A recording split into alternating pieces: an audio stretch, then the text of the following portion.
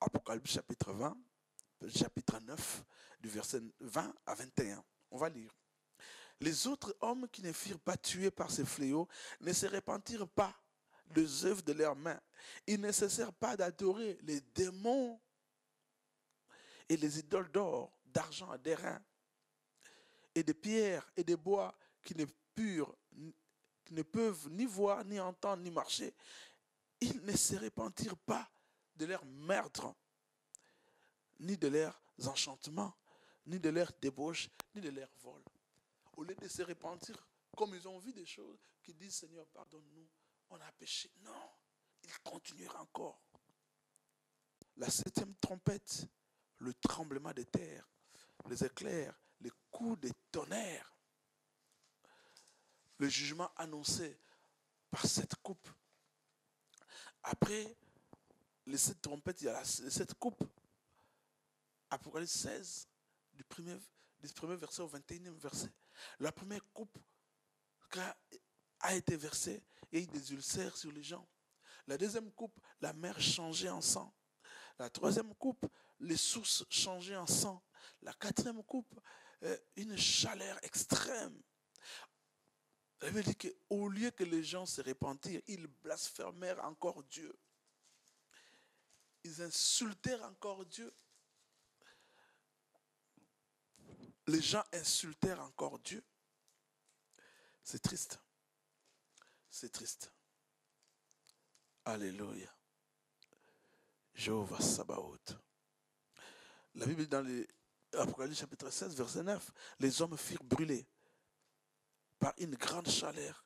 Et ils blasphémèrent le nom de Dieu qui a l'autorité sur ces fléaux. Ils ne se repentirent pas pour lui donner gloire. Bien-aimés, la 5e coupe, les ténèbres sur les trônes de la bête. La 6e coupe, la mer de l'Euphrate sécha. 7e coupe, la destruction de Babylone et la grêle tomba sur les hommes. Alors, c'est à ce moment-là qu'Israël pleurera, demandera à Dieu d'envoyer le Messie, que le Messie vienne. Ils lèveront leurs mains, ils demanderont que Dieu envoie le Messie. Et nous reviendrons. C'est ce qu'on appelle l'avènement. C'est le jour de l'Éternel. L'avènement du Seigneur. Il y a une différence entre l'enlèvement et l'avènement. Dans l'enlèvement, l'Église rencontrera Christ dans les airs. C'est dans 1 Thessaloniciens chapitre 4, verset 17. Mais dans l'avènement, l'Église retournera avec le Seigneur. Apocalypse 19, verset 14. Dans l'enlèvement, l'Église sera prise et amenée au ciel. Jean chapitre 14, verset 3. Mais dans l'avènement, l'Église retournera du ciel, de la terre, du ciel à la terre. Matthieu 25, verset 31. Dans l'enlèvement, Christ viendra pour ses saints. 2 Thessaloniciens chapitre 2, verset 1er. Mais dans l'avènement, Christ vient avec les saints. Apocalypse 19, verset 14. Dans l'enlèvement, l'enlèvement est un mystère, une vérité inconnue des temps de l'alliance, de l'ancienne alliance. L'Ancien Testament ne parlait pas de l'enlèvement. Selon 1 Corinthiens 15, 51. Mais l'avènement n'est pas un mystère, un sujet traité par beaucoup de prophètes de l'Ancien Testament. Ésaïe 11, Ézéchiel 14. Dans l'enlèvement, Satan ne sera pas lié encore. Apocalypse 13, verset 2.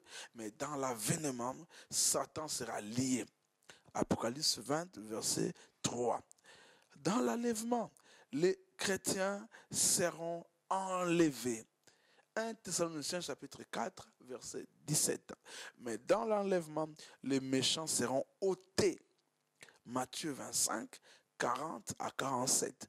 Dans l'enlèvement, pour le 7e point, l'enlèvement se produira avant la tribulation. Jésus viendra, il sera vêtu de fin lin.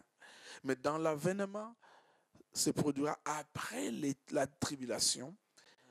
Et Jésus sera vêtu de sang. L'avènement du Seigneur est une période pendant laquelle Dieu intervient ouvertement dans les affaires des hommes. Dieu intervient ouvertement dans les affaires des hommes pour d'abord écraser la bête, anéantir la puissance de la bête, le faux prophète et de son armée. Deuxièmement, pour sauver les peuples juifs. Ézéchiel chapitre 20, du verset 34 au verset 38, et juger les nations. Ézéchiel chapitre 20, verset 34 à 38. Et juger les nations. Après, pour instaurer les règnes du Seigneur pour 1000 ans. Matthieu chapitre 20, verset 4. Dans Apocalypse chapitre 19, on parle du cheval blanc, son cavalier fidèle et véritable va apparaître. Les yeux, ça c'est ce qui va se passer dans l'enlèvement. Ça c'est le vrai cheval blanc. Pas le cheval blanc du verset 6, Apocalypse 6, mais le cheval blanc du verset 19, du chapitre 19. Ça c'est le Seigneur lui-même. Le cheval blanc, son cavalier fidèle et véritable qui va apparaître. Des yeux comme de flammes de feu sur sa tête. Plusieurs diadèmes. Il avait un nom écrit que personne ne connaît, si ce n'est lui-même.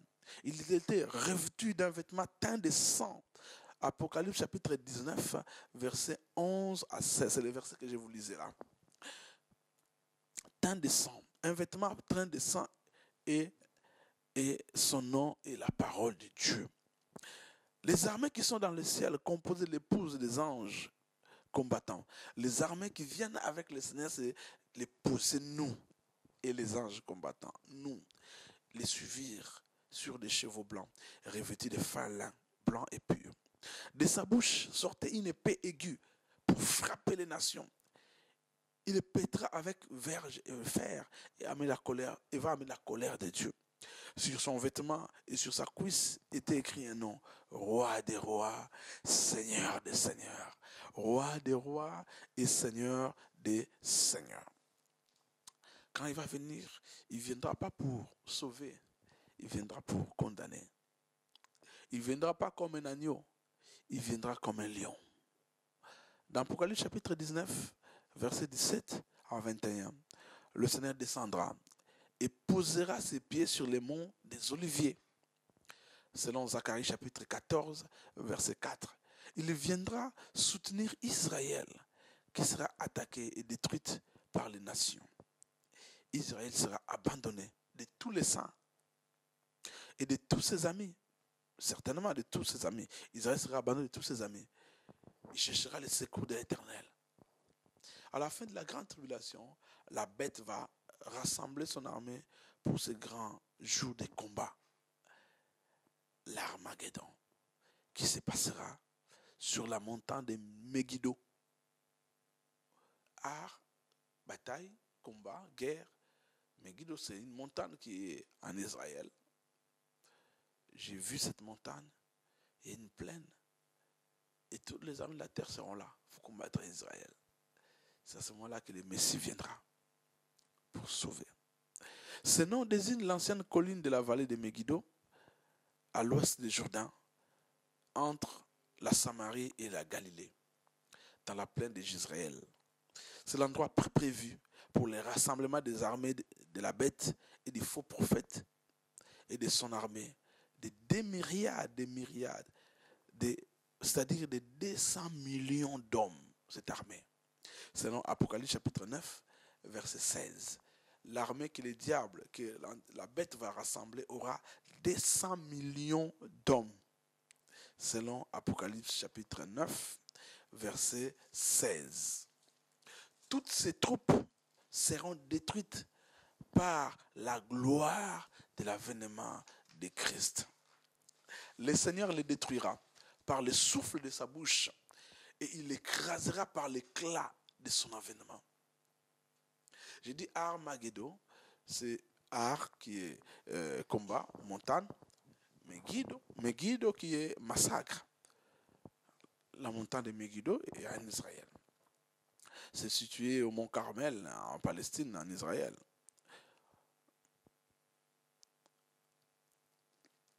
La Bible dit ses pieds se poseront sur cette montagne des Oliviers. Et cette montagne sera divisée en deux. La montagne se fendra du milieu, de l'ouest à l'est, selon Zacharie chapitre 14, verset 4. La moitié de la montagne reculera. Les raisons, pourquoi cette bataille? C'est d'abord la profanation du temple par l'abomination de la désolation. À cause de ça, les Juifs vont se rebeller. Deuxièmement, la résistance d'Israël contre la bête va déclencher la guerre. Les gens vont dire les Juifs exagèrent. Israël exagère. Même les ennemis d'Israël vont devenir ses ennemis. Le plan d'attaque va être mis sur pied pour détruire la ville sainte. Car les Juifs seront déterminés à lutter. Les Juifs ne vont pas céder. Cette fois-ci, nous lutterons pour préserver la ville. Jérusalem ne sera pas détruite. Et ils vont lutter.